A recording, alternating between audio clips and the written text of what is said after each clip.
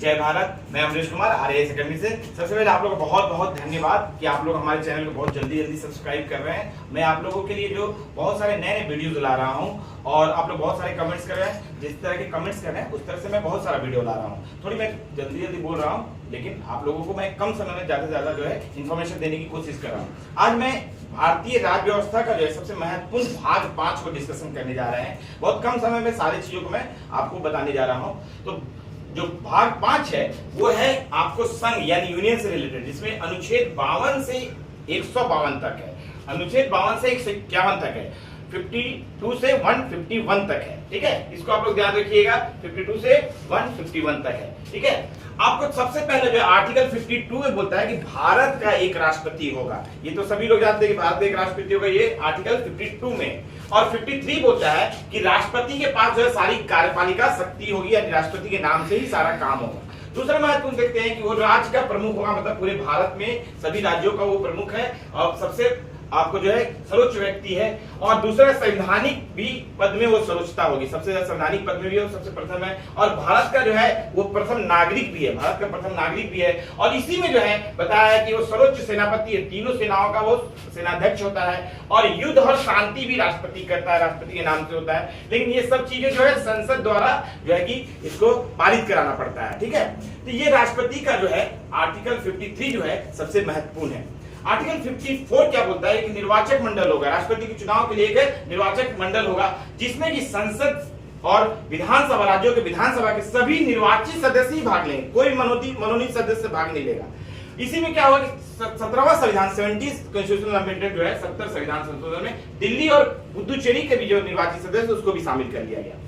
अब हम लोग देख रहे हैं आर्टिकल 55, इसमें जो है कि संघ एवं राज्य की जो है समानता निर्धारित करने के लिए कि भाई एक MLA और एक MP का जो है मत का मूल्य को समान कैसे किया जाए, एक जो है आपको निर्वाचित सांसद एक विधायक का मूल्य को समान कैसे किया जाए, उसके लिए 2 फॉर्मूला है। जो एक निर्वाचित विधायक का मत का मूल्य जो है राज्य की कुल जनसंख्या भागा डिवाइडेड बाई राज्य के विधानसभा के निर्वाचित सदस्य और डिवाइडेड बाई 1000 से बनेगा। ये तो जो आएगा वो एक जो है विधायक का यानी MLA का मत का मूल्य हो गया। दूसरा जो एक संसद के मत का मूल्य, ये जो है सभी राज्यों के विधायकों का कुल मूल्य है, सभी राज्यों के विधायकों के मत का कुल मूल्य है। और दूसरा संसद के कुल निर्वाचित सदस्यों की संख्या के बराबर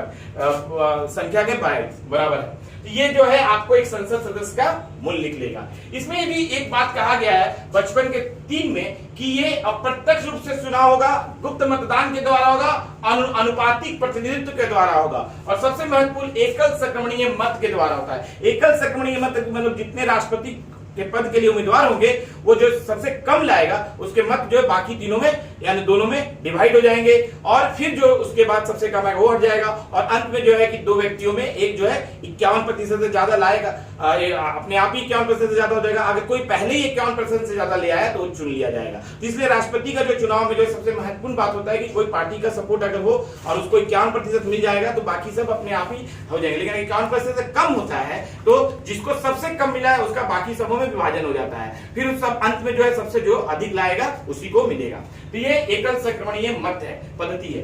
ठीक है, आर्टिकल 56 का 1 जो है पद ग्रहण करने की तारीख जिस दिन से वो पद लेगा उसके 5 साल तक जो है वो अपना कार्यकाल उसका रहेगा और वो जो है कि आपको कभी उसको हटाया नहीं जा सकता, कुल महाभियोग के द्वारा हटाया जा सकता है, बताऊंगा। और राष्ट्रपति चाहे तो 56 के 1 का क में जो है उपराष्ट्रपति को त्यागपत्र भी दे सकता है। तो 56 में ही जो है राष्ट्रपति उपराष्ट्रपति को त्यागपत्र दे सकता है।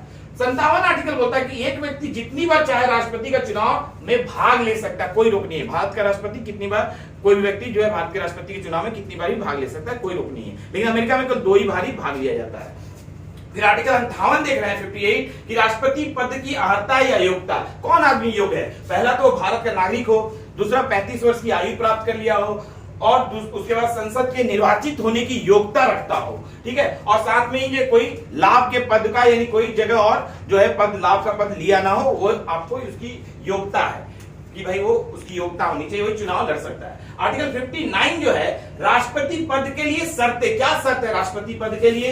तो वो है संसद या विधानसभा का सदस्य नहीं होना चाहिए, अगर है भी तो उसको इस्तीफा देना होगा राष्ट्रपति चुने जाने पे, और साथ ही वो कोई लाभ का पद भी नहीं होना चाहिए किसी तरह का, वो भी आपको त्याग देना होगा उसको। और इसके लिए उसको जो है बिना किराया का जो है मकान भी मिलेगा, जो राष्ट्रपति भवन में रहता है उस पर किराया नहीं दिया जाएगा, और उसकी उपलब्धि और उसके जो है भत्ते, जो भी उसकी उपलब्धियां हैं, भत्ते हैं, जो भी और चीज फैसिलिटीज है, उसके पद के धारण करने के समय तक जो है, जो 5 साल तक है, कभी भी उसको कम नहीं किया जाएगा। ठीक है, तो राष्ट्रपति के लिए आर्टिकल 59 ये बोलता है। आर्टिकल 61 सबसे महत्वपूर्ण है, ये है राष्ट्रपति का निर्वाचन। इसको हम लोग पहले देख चुके हैं, यूएसए से लिया गया, अमेरिका से लिया गया राष्ट्रपति का निर्वाचन। तो राष्ट्रपति का निर्वाचन जो है संसद के राष्ट्रपति का जो महाभियोग, राष्ट्रपति का महाभियोग जो है ये यूएसए से लिया गया है। इम्पीचमेंट क्या होता है कि अगर राष्ट्रपति को कभी हटाना है तो दोनों सदन में से किसी एक सदन में जो है आपको राष्ट्रपति को हटाने का संकल्प जो पारित होगा, वहां के 1/4 जो सदस्य लिखित रूप से हस्ताक्षर करके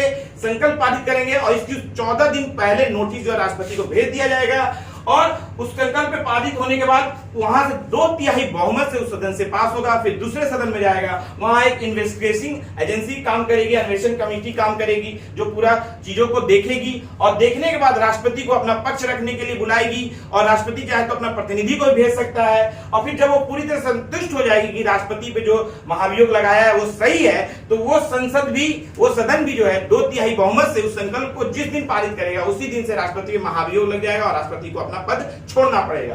तो अभी तक ऐसा एक बार भी नहीं हुआ है भारत में। तो ये आर्टिकल 61 बहुत महत्वपूर्ण है। आर्टिकल 71 बोलता है कि राष्ट्रपति का निर्वाचन संबंधित अगर कोई विवाद हो जाता है, इलेक्शन संबंधित अगर कोई विवाद हो जाता है, तो उसकी सुनवाई केवल सुप्रीम कोर्ट में होगा, और सुप्रीम कोर्ट जो निर्णय देगा वही अंतिम रूप से मान्य होगा। तो 71 ये बहुत महत्वपूर्ण आर्टिकल है। और सबसे महत्वपूर्ण आर्टिकल है आर्टिकल 72, राष्ट्रपति का क्षमादान। ये बहुत ही महत्वपूर्ण है। ये जो है कि अपराध के लिए कोई अगर व्यक्ति दोषी है, वो चाहे जो है कि केंद्रीय कानून को अगर तोड़ा है और न्यायालय ने उसको जो है कि अपराधी घोषित किया है, चाहे सेना ने उसको अपराधी घोषित किया है, या मृत्यु दंड दे दिया गया है, तो इसको कैसे राष्ट्रपति जो है अपने अधिकार का उपयोग करके इसका जो है कि जो आरोपी है उसको जो है कि राहत देता है। पहला तो कि पूरी अपराध को ही क्षमा कर देता है, दोषी है तो पूरा ही क्षमा कर दिया उसको अपराध से। दूसरा है कि लघुकरण में क्या, तो दंड का स्वरूप को बदल देगा। और तीसरा जो है परिहार में क्या होगा कि दंड की अवधि को बदल देगा। अगर किसी को उम्र कैद मिला है तो उसको 5 साल की सजा कर देगा। फिर तीसरा देखते हैं कि विराम लगा देगा कि दोषी का जो है अवधि को कम कर दिया जाएगा। विराम लगाना मतलब दोषी कोई व्यक्ति है उसकी अवधि को कम कर देते हैं, जैसे गर्भावस्था में अगर कोई महिला है तो उसकी अवधि को कम कर दिया जाएगा सजा की। और 5वां जो है प्रतिलंबन, किसी दंड को जो है अस्थायी रूप से जो है रोक दिया जाएगा, प्रतिलंबन कर दिया जाएगा, किसी दंड को अस्थायी रूप से रोक देगा। अगर किसी व्यक्ति को मृत्यु दंड दिया जा गया है तो उसको अस्थायी रूप से रोक दिया जाएगा मृत्यु दंड को, यानी उसको आपको रोक दिया जाएगा, पूरी तरह से मृत्यु दंड नहीं दिया। तो ये राष्ट्रपति के जो है क्षमादान अधिकार है आर्टिकल 72 में। राष्ट्रपति की जो है कार्यपालिका शक्ति भी है। राष्ट्रपति जो है अपने आर्टिकल 74 के अंतर्गत जो है अपनी राष्ट्रपति अपनी शक्ति का प्रयोग जो है प्रधानमंत्री और उसके मंत्री परिषद की सहायता से करेंगे। पहली बार यहाँ मंत्री परिषद का उल्लेख हुआ है। आपको राष्ट्रपति जो अपने अधिकारों का उपयोग जो है कार्यपालिका शक्ति का उपयोग जो है प्रधानमंत्री और मंत्री परिषद की सहायता से करेगा।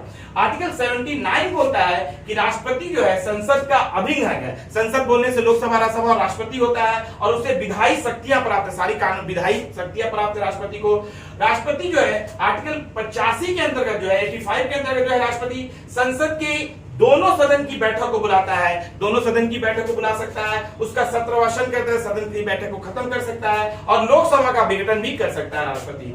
आर्टिकल 108 बोलता है कि राष्ट्रपति संयुक्त अधिवेशन बुलाता है, आपको लोकसभा और राज्यसभा का संयुक्त अधिवेशन बुलाया जाता है। और आर्टिकल 87 देखते हैं कि राष्ट्रपति जो है प्रत्येक चुनाव के बाद जो है या प्रत्येक वर्ष के में जो है संसद के दोनों सदन को संबोधित करता है। 87 बहुत महत्वपूर्ण आर्टिकल है। तो इस तरह से हम लोगों ने बहुत सारी चीजें राष्ट्रपति से संबंधित आज देखा, और इसके जो दूसरे भाग में हम राष्ट्रपति संबंधित और सारे अनुच्छेदों को देखेंगे। राष्ट्रपति का जो है कार्यपालिका, विधायिका और न्यायपालिका शक्तियां बहुत ही ज्यादा है, विभिन्न आर्टिकलों में है, तो उसको हम लोग इसके पार्ट 2 में देखेंगे अच्छे तरीके से। और मैं छोटे छोटे जो शॉर्ट्स जो है 2-3 आर्टिकलों को अच्छा से बताने में लगाऊंगा, जैसे कि आपको